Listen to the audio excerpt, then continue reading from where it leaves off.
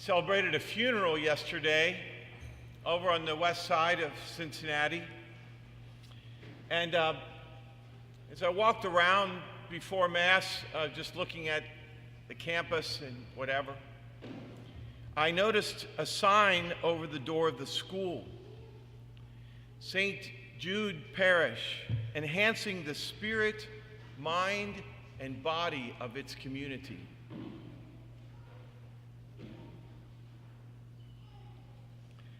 Isn't that nice that their parish enhances their life? That's a thought everyone can get behind. I mean, no one could take offense at that. Who wouldn't want their spirit, mind, and body enhanced? How did we get so far away from what Jesus had in mind? Jesus did not come to enhance our lives. I have come to set the earth on fire. And actually, we're not that far from St. Jude. This is on our website. Not for long, by the way, but one of the reasons I wanted to get rid of a lot of the extra things you know what I mean, but extra parish things I'm doing. And so I noticed these things, but haven't had the really the time or the energy or the focus to be able to deal with them. But this is what we have on our website. We encourage participation through ministry, leading to a deeper conversion to Christian values of forgiveness, understanding, peace, and justice. Now you could read that and say, oh, that's nice, you know. And by the way, I know whoever wrote these things love God. I have no doubt that this is well-intentioned and they love God. I would bet, however, it was written in the 70s or maybe the early 80s. But not a conversion to Jesus, mind you, but a conversion to Christian values. And apparently, these were the values that struck us as most important to be converted to. Of course, there's nothing here about opposing evil or promoting an ethic of the respect for life in all its stages, or we could add some other things. But conversion to these particular values. And we actually use the word enhance also. Found this.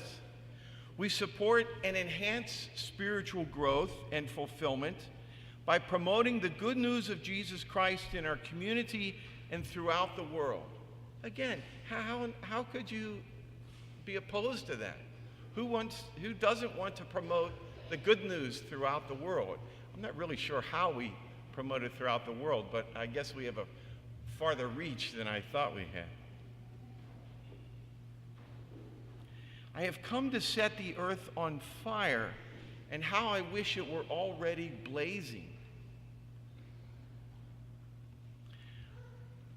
See, what I'm afraid of is that if Jesus were here today, he'd still say this.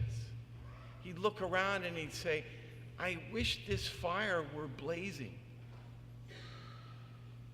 Jesus did not come, I can't find it anywhere in the Gospels, to enhance the spiritual life of his people. He came to set us on fire. And the uncomfortable thing about this is that fire is not sweet and nice. Fire destroys some things. It's dangerous to certain things. Here is how Bishop Robert Barron puts it. In order to establish God's kingdom on earth, Jesus has to destroy certain things. Fire clears out the brush so that new life can occur.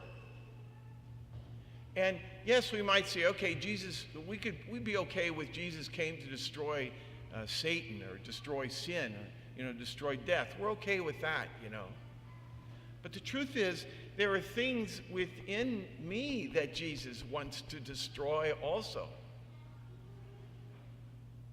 The trouble is, here's the problem. Some of the things he wants to destroy are things that I hold very dear.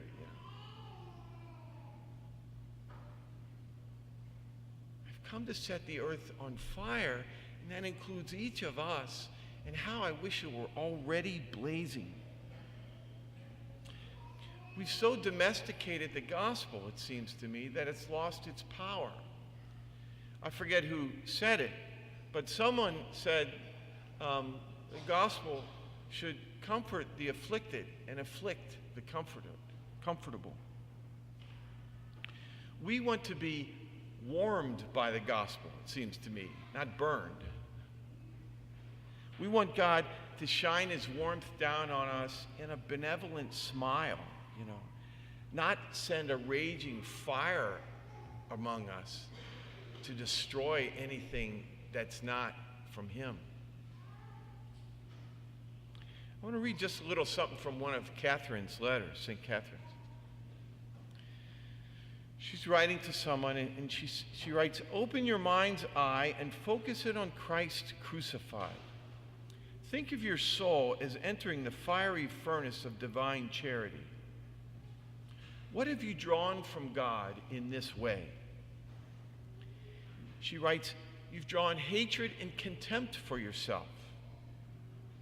Those are strong words, a strong idea, but don't hear it psychologically. God's not coming to put us down and make us feel bad, Think of it spiritually. Catherine's not saying that we're not good, but in the presence of the divine, in the presence of the divine fire, who are we? What are we? We're nothing. What else have you drawn from God? It's like a love for virtue. Think about that, a love for virtue. Nobody here would say they hate virtue, probably, right? But think how many times you've said, "I love Dewey's Pizza. I love baseball. I love to sit on the porch and listen to the rain, How many times have we said, "I love being honest. I love practicing my religion. I love being charitable to people"? Here's one that'll catch in your throat. How many times have you said, "I love having the opportunity to forgive people and practice forgiveness"? Catherine's not talking about being good or being nice. She's talking about having a deep love for whatever is good and virtuous. What else? And hunger for the salvation of souls. Again, this isn't kind of a warm, mediocre Christianity. A hunger. Think of a time if you've ever really been hungry, In our culture, we don't get hungry all that often, but really hungry. A hunger for the salvation of souls. How often do we think about other souls entering salvation, much less hunger for it? But that's what Catherine says entering into the fire of divine love will do to you. She herself thought about this quite often. Prayed and fasted and sacrificed for the salvation of souls. She even writes about in her journals one of her encounters with God. She offers to go to hell so that other souls can go to heaven, if that would work, But this is what happens when one is transformed by the fire of divine love. So intense was Christ's hunger for us, Catherine continues, that the force of love produced a sweat not of water, but of blood. How could a heart so hard and stubborn how could a heart be so hard and stubborn as not to burn with emotion from the warmth and heat of this fire? Contemplating it, we can only be like flax stubble thrown into the fire. It can't help burning, since it is the nature of fire to burn and to transform into itself whatever comes near it. In him, all the dampness of selfishness is dried up, and we take on the likeness of the Holy Spirit's fire. I love that, the dampness, you know. It's not that we're mediocre. We're just not on fire yet, you know. We're still smoldering maybe, you know. But Jesus wants this fire to blaze. Why don't we let ourselves get on fire? I think there's two reasons. Generally speaking, you could come up with more perhaps. One, I think, is fear. Like I said, this fire is a transforming fire. It consumes. And anything that's not from God will be consumed by it. And so I don't want to let go of certain things. You know, I hate to say it, but I like, you know, times being a little petulant or selfish or, you know, I like my own, we come to like our own even faults sometimes, you know. But I think it's that fear goes even deeper than that.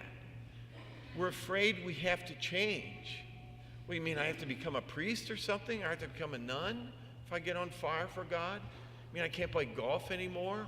Or, you know, I can't go on vacation? Do I have to quit my job? Do I have to work at the soup kitchen or something? We're afraid of what being transformed by God is going to mean. We're afraid what we're going to lose, really, is what it is, I think.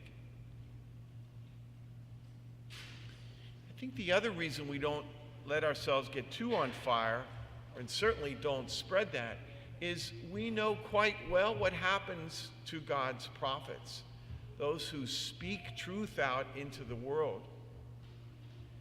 They get thrown into wells, you know, to die of starvation. And we don't really want that, especially in this country. We kind of want to get along, you know. We want to show that you can be Catholic but still be a good American and not upset too many things, you know. We don't want Republicans getting mad at us. We don't want Democrats getting mad at us, whatever.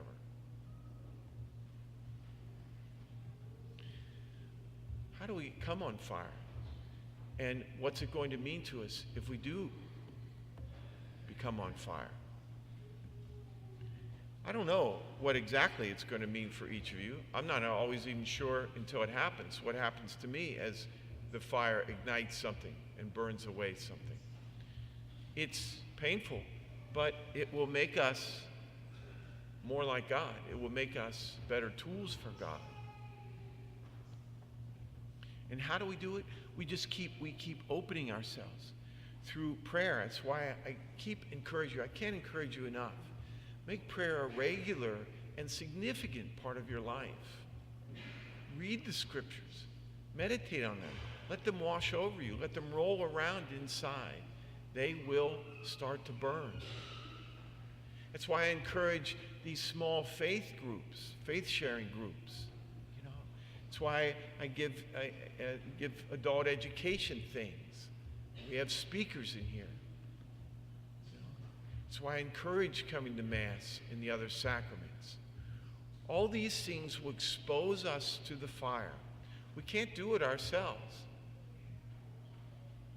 But all we can do is be there and be exposed to it. One of my favorite little stories by Anthony DeMello is a master and his student, you know, his disciple. And his disciple says, what can I do to attain enlightenment? And the master says, you can no more attain enlightenment than you can make the sun rise. And the disciple, puzzled, says, well, then of what use are all these spiritual exercises? And the master says, so that you're awake when the sun rises. And so what we do is to expose ourselves, to open ourselves, to let the Holy Spirit do what it wants. Believe me, God knows how to put us on fire, right? That's not the issue. God knows what he's doing. It's if we're going to let ourselves become on fire, if we're going to do practices and live in a certain way that fans those sparks into flame. And it is scary. But the truth is, I can't think of anything that God has burned up in me. And he's got a ways to go yet. But I can't think of anything that he's burned away in me that I've really missed.